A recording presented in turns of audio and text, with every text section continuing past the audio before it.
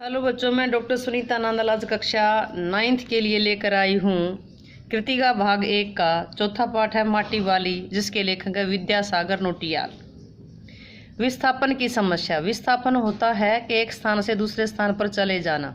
जैसे रोजी रोटी की तलाश में कुछ मजदूर अपने राज्य को छोड़ करके दूसरे राज्यों में चले जाते हैं, गांव को छोड़ करके शहर में आ जाते हैं, तो विस्थापन की समस्या पर आधारित माटी वाली स्वतंत्र भारत के विकास पथ पर आगे बढ़ने और आम आदमी की पीड़ा से संबंधित कहानी है। बड़ी बड़ी योजनाएं किसी भी राष्ट्र के विकास के लिए बहुत जरूरी होती हैं, पर उनकी बलिवेदी पर न जाने कितने निरीह प्राणियों को स्वयं को मिटाना पड़ता है। उनकी पीड़ा को कोई नहीं समझता, उसे कोई नहीं जानता। माटी वाली सारे शहर में जगह जगह घूम करके लाल मिट्टी बेचती थी।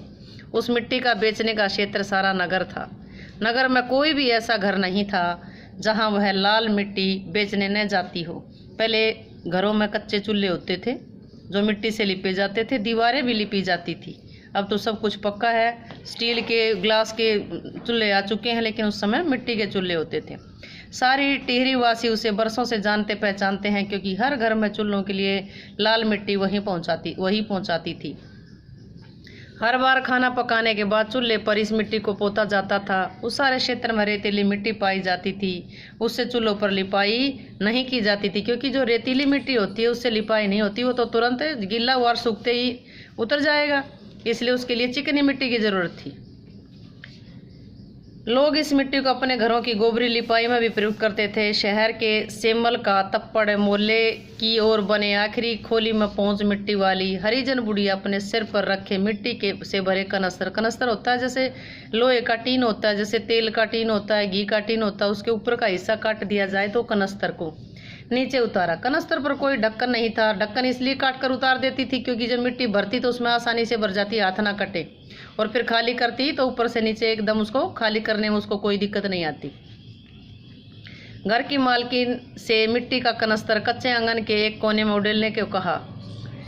उसने माटी वाले को खाने के लिए 2 रोटियां दे दी। उसने एक रोटी को अपने सिर पर रख लिया, अपने सिर पर रखे डिल्ले को खोल करके, जो उसको पिप्पे को कनस्तर को रखने के लिए जो उसने इंडुली टाइप या मंडासी टाइप जो बना रखा था, उसको खोलकर उसके कपड़े में लपेट लिया।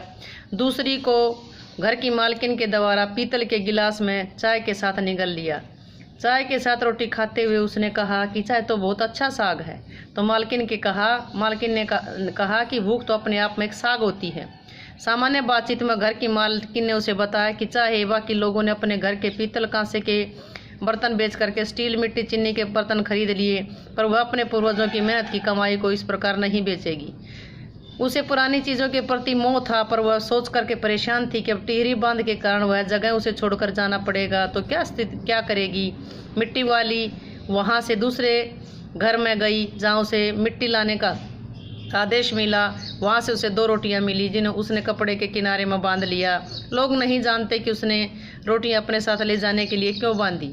घर में बुढ़ा था, वह रोटी का इंतजार कर रहा होगा तो उसे खाने के लिए 3 रोटियां मिल जाएंगी, जिन्हें देखकर वो खुश हो जाएगा। उसका गांव टिहरी शहर से दूर था। तेज चलने पर भी 1 घंटा तो लग ही जाता था। हर रोज वह घर से माटा खान मिट्टी खोदने जाती, फिर वहाँ से सिर पर ढो करके दूर बेचने जाती। उसके पास अपना कोई झोंपड़ी या जमीन का टुकड़ा नहीं था, तो ठाकुर की जमीन पर झोंपड़ी बनाकर रहती थी, जिसके बदले उसे कई काम और बेगार होता मुफ्त में काम करने पड़ते थे बिना मजदूरी के।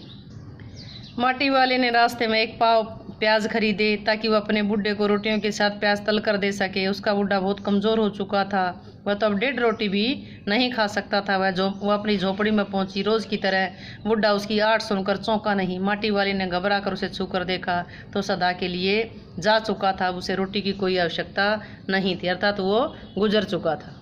टिहरी बांध के पुनर्वास के साहब ने उसे बता दिया था कि वहाँ पानी भर जाएगा तो उसे पास रहने के लिए कोई स्थान, उसके पास माटी वाले के पास कोई जगह नहीं होगी। उसे रहने के लिए खुद का प्रबंध करना होगा। टिहरी बांध की 2 सुरंगों को बंद कर दिया गया था। शहर में पानी भरने लगा। सारे शहर में आपाधापी मच गई। लोग वहाँ से भागने लगे। सबसे पहले पानी में शमशान डूब गए।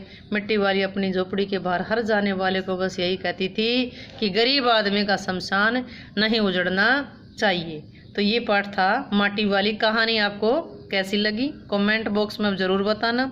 वीडियो अच्छी लगी हो तो लाइक करें, शेयर करें और चैनल को सब्सक्राइब ज़रूर करें।